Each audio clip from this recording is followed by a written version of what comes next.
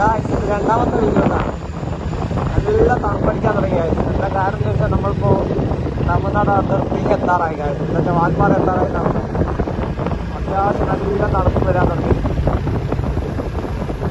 അതിനുള്ളിൽ കൂടെ ഞാൻ വീണ്ടും പറയാൻ ഒറ്റയ്ക്കാണ് കാര്യം. രണ്ടാം വണ്ടി വന്നു. ഞാൻ വീഡിയോ എടുക്കണ വരെയില്ലേ ഒരു വണ്ടിയും ഇല്ല. വീഡിയോ എടുത്തു കഴിഞ്ഞാൽ ഒരു വണ്ടി. അപ്പം എന്ത് വിചാരിക്കും വണ്ടിയൊക്കെ വരുന്നുണ്ടോ? ഞാൻ 3/4 മണിക്കൂറെ അവിടുത്തെ ഒരു വണ്ടി വരാൻ ഇങ്ങനെ ഇരിക്കുകയാണ്.